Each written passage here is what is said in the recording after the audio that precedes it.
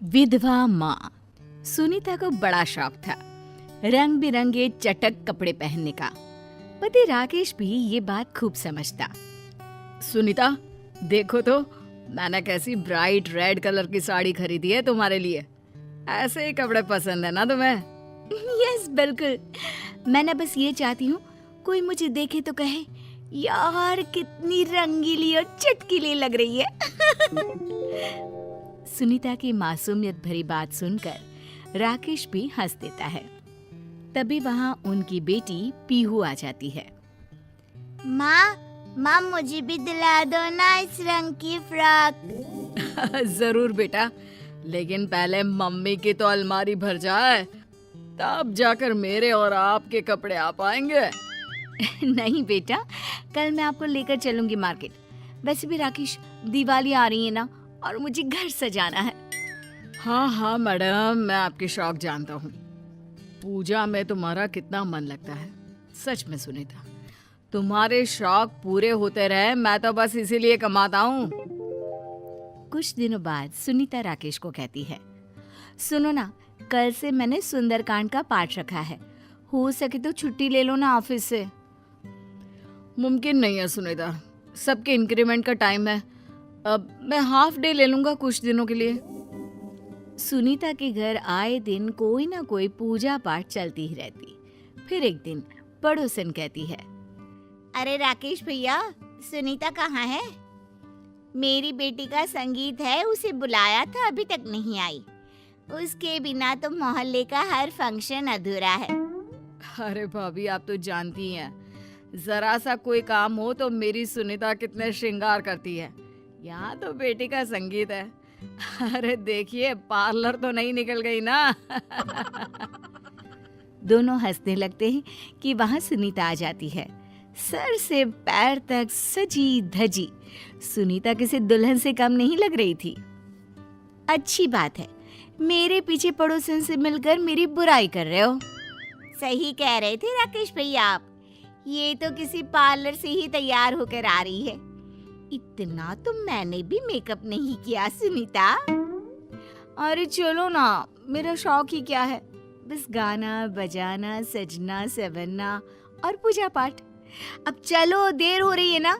बन्ना बन्नी गाने के लिए तो मैंने कितने दिनों से तैयारी की है। अब सुनीता, जल्दी आ जाना, पीहू इंतजार करेगी।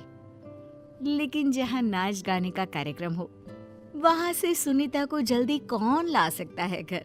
पूरी शाम के बाद जब देर रात सुनीता घर पहुँचती है तो, माँ, पापा ने सारा खाना बनाया है और मैंने लगाया है, चलो खा लेते हैं। हाँ, मुझे ना वक्त का पता ही नहीं चला। कल सुबह सुबह जल्दी जाना भी है।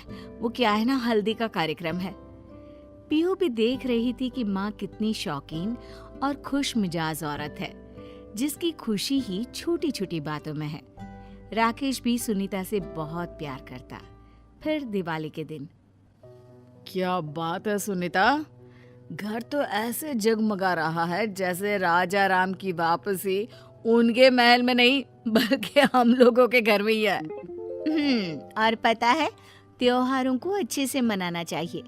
भले ही ज्यादा पैसे खर्च ना करो, लेकिन साफ सफाई और सजावट बहुत जरूरी होती है। बढ़ चढ़कर मनाना चाहिए त्योहारों को। चलिए, आप ये नए कपड़े पहन लीजिए। अरे वाह सुनीता, क्या कॉम्बिनेशन है। मेरा कुर्ता, तुम्हारी साड़ी और पीहू की फ्रॉक, सब लाल। यस, लाल रंग शुभ और खुशी की निशानी है, इसीलिए तो ये मेरा फेवरेट रंग है। सब कुछ ठीक चल रहा था, लेकिन कहते हैं ना, अनहोनी कब आ जाए पता ही नहीं चलता। राकेश अचानक से किसी बीमारी का शिकार होता है और उसकी मृत्यु हो जाती है 1 महीने बाद। माँ कुछ तो खा लो। पापा के जाने के बाद से आपने कुछ भी ठीक से नहीं खाया। पीहू बेटा, मेरी तो सारी खुशी ही पापा से थी। वो नहीं रहे तो मैं भी जी कर क्या करूंगी। तभी सुनीता की माँ कहती है, कैसी बात कर रही है बेटी, तेरे भी पिता का समय से पहले ही स्वर्गवास हो गया था। मैं भी यही सोचती तो तुम लोगों को कैसे पालती। पीहू के लिए ही सही, पर बेटा तुझे जीना है। सुनीता को माँ की बात ठीक लगती है। धीरे धीरे वो खुद को संभालती है। एक रोज सुनीता बाजार से सामान लेकर घर के पास ही थी कि मेरी बेटी की शादी का संगीत है, समझ में ही नहीं आ रहा कि किसे बुलाऊं जो अच्छा गाती हो। सुनीता को बुला ले, बहुत अच्छा गाना गाती है। हट, कुछ भी बोलती है। अरे पति नहीं है उसका, और तुझे तो पता है ना, बिना पति वाली औरतों को शुभ काम में नहीं बुलाया जाता। सुनीता जब ये बात सुनती है तो घर आकर रोने लगती है। क्या हो गया माँ, कोई बात है क्या? सुनीता बेटी के सामने खुद को संभालती है। नहीं बेटा, वो क्या है ना, अचानक पापा की याद आ गई। सुनीता धीरे धीरे खुद को घर के काम और पीहू की पढ़ाई में बिजी कर लेती है। एक रोज, अरे सुनीता, तेरे भाई की शादी है, लड़की इसी शहर की है। हम लोगों ने एक गेस्ट हाउस बुक किया है। अरे माँ, क्या जरूरत है, ये घर इतना बड़ा तो है। बेटा, मुझे तो कोई समस्या नहीं है, पर होने वाली बहू के घर वालों का कहना है कि बेटी विधवा है तो। तभी वहाँ पीहू आ जाती है। वो समझ जाती है कि मामला क्या है। नानी, क्या खाएंगी आप? और कुछ दिन तो रुकेंगी ना हम लोगों के साथ? माँ चलो ना, देखो तुम्हारा फेवरेट सीरियल शुरू हो गया है। मन मार कर सुनीता भाई की शादी के फंक्शन में जाती है, जहाँ पर पंडित आइन कहती है, अरे नहीं नहीं सुनीता बिटिया, तुम भाई को हल्दी नहीं लगा सकती हो, विधवा हो ना। थोड़ी देर बाद, बेटा सुनीता, वहाँ नाच गाना चल रहा है, तू क्या करेगी वहाँ? यहाँ आकर बैठ हम सभी बुढ़ियाओं के पास। पर माँ, मेरे भाई की शादी है। अरे लेकिन तू क्या कर सकती है बेटा, ऊपर वाले ने तो तेरे जीवन से सारी खुशियां ही छीन ली है। सुनीता को बहुत रोना आता है।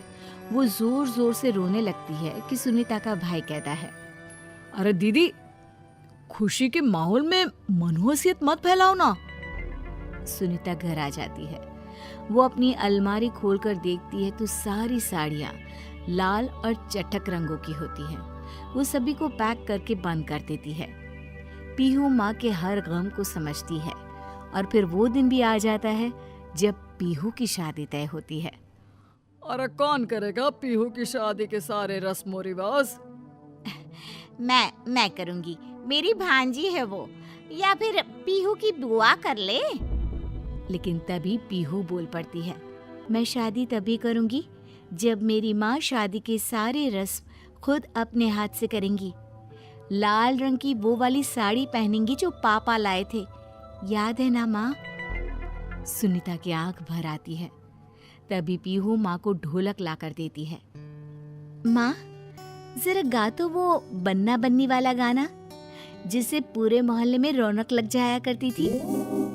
सुनीता को बेटी का सहारा मिल जाता है। वो मुस्कुरा देती है, लेकिन जैसे ही वो ढोलक बेटी के हाथ से ले रही होती है कि पड़ोस की बुढ़िया बोल पड़ती है, अरे ये तो अपशकुन है। अपशकुन?